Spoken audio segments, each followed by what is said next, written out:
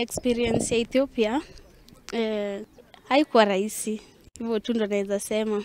Tunawakaribisha kwetu wakuje. Tutakuwa kwa mchanga yetu, itakuwa tough.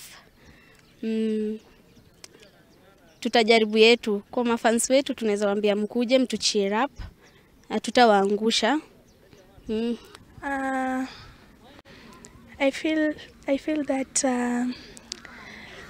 yes, we can defeat them when we implement whatever the coaches are telling us, since we have played with them and we know their tactics and we know how they play, so it won't be that difficult.